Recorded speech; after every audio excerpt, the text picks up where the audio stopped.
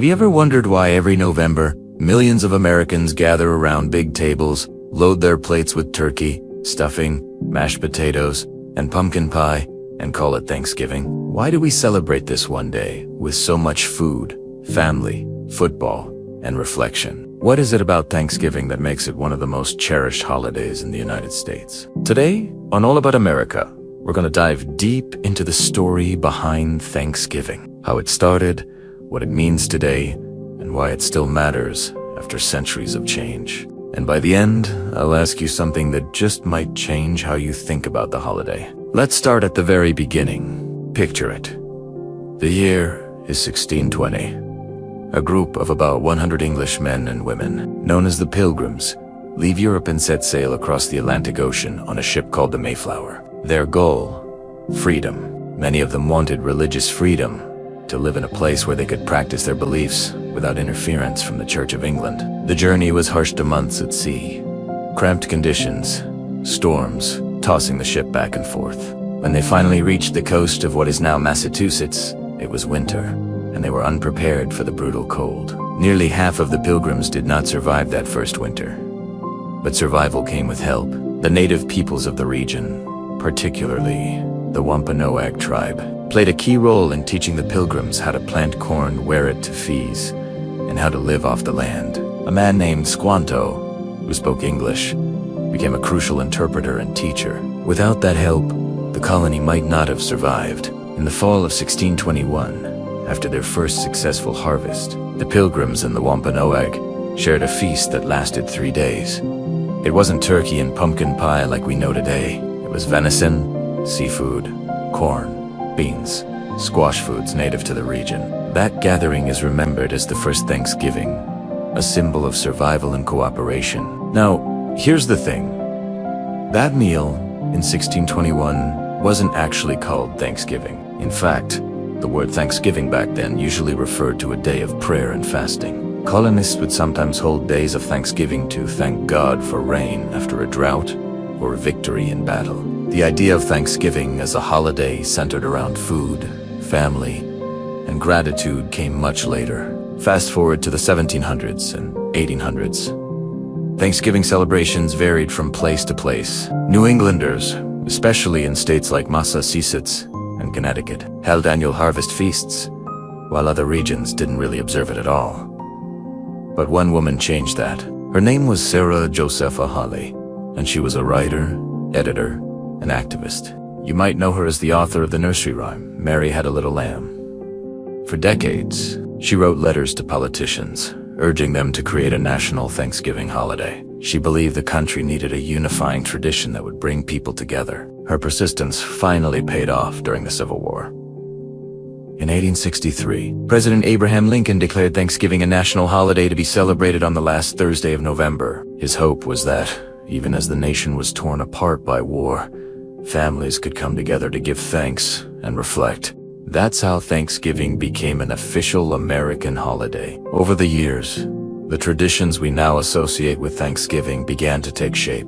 Turkey gradually became the centerpiece of the meal, partly because it was large enough to feed a family and native to North America. Stuffing, mashed potatoes, cranberry sauce, pumpkin pie, all of these became staples of the Thanksgiving table. By the late 19th and early 20th centuries, Thanksgiving was firmly established as a holiday about food, family, and gratitude. And then came the parades and football. The first Thanksgiving Day parade was held by Gimbel's department store in Philadelphia in 1920. But it was Macy's in New York City that turned it into a national tradition. Starting in 1924, the Macy's Thanksgiving Day parade featured giant balloons, floats, marching bands, and celebrities. And today it's watched by over 20 million people on TV every year. Meanwhile, football became tied to the holiday in the late 1800s, when Yale and Princeton played a Thanksgiving Day game in 1876. By the 20th century, the NFL had made Thanksgiving football a permanent tradition, with the Detroit Lions and Dallas Cowboys becoming the holiday's most consistent teams. But let's not forget one of the quirkiest traditions of all, the presidential turkey pardon. Every year, the President of the United States spares a turkey from being cooked, sending it off to live on a farm instead. This lighthearted ceremony officially started in 1989 with President George H.W. Bush, Although earlier presidents had occasionally spared turkeys too, it's a funny, symbolic reminder that Thanksgiving isn't meant to be taken too seriously. Now, if we zoom in on modern-day Thanksgiving, it's really about more than just food. It's about family. Millions of Americans travel long distances to spend the day with loved ones, making it one of the busiest travel weekends of the year. It's about traditions unique to each family. Maybe it's watching the parade. Maybe it's playing touch football in the yard. Maybe it's going around the table and sharing what everyone is thankful for. It's about volunteering too. On Thanksgiving, thousands of people help serve meals at shelters or donate to food drives, remembering that gratitude should be shared with others. Of course, Thanksgiving also has a complex side. For many Native Americans, the holiday is not a celebration but a reminder of the suffering that followed European displacement and centuries of hardship. Since 1970, some Native groups have observed Thanksgiving as a national day of mourning in Plymouth, Massachusetts. For them, it's a day to honor their ancestors and reflect on the impact of colonization. This perspective is an important part of the Thanksgiving story, reminding us that history is layered and not always simple. At the same time, Thanksgiving continues to evolve. In the South, you might find cornbread dressing instead of stuffing. In the Midwest, Jell-O salads and casseroles often appear on the table. In the Southwest, tamales or spicy dishes sometimes join the turkey. On the West Coast, you might see more fresh produce or even vegetarian spreads. Every family puts its own spin on the holiday, blending tradition with personal taste. Pop culture has also cemented Thanksgiving in American life. From the Charlie Brown Thanksgiving special to memorable episodes of Friends, The Simpsons, and Modern Family, Thanksgiving has become a backdrop for storytelling about family, chaos, and togetherness. Even music and movies have joined the mix. Think of planes, trains, and automobiles in holiday comedies, or even songs like Alice's Restaurant that pop up every November.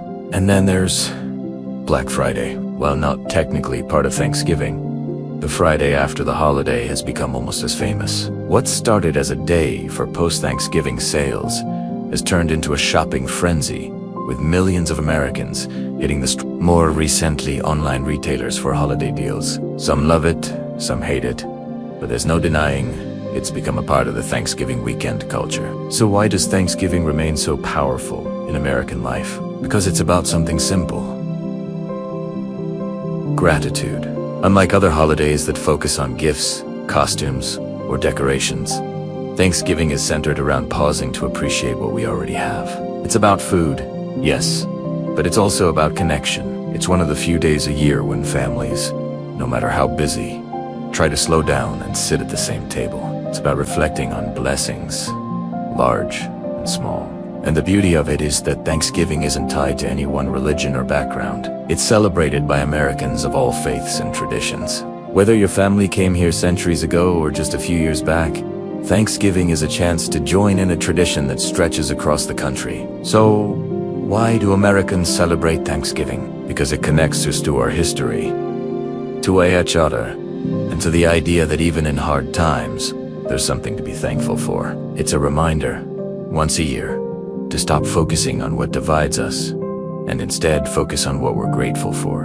And whether you celebrate with turkey and football, or with different foods and your own unique traditions, the heart of Thanksgiving remains the same: gratitude, togetherness, and reflection. So let me leave you with this. As you think about Thanksgiving this year, what are you most thankful for, and how will you show that gratitude? Not just on Thanksgiving Day, but every single day.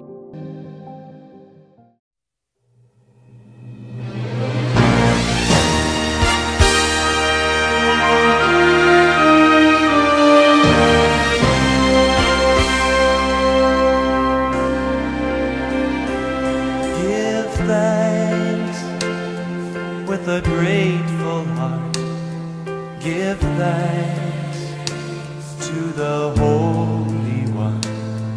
Give thanks because He's given Jesus Christ, His Son. Give thanks with a grateful heart. Give thanks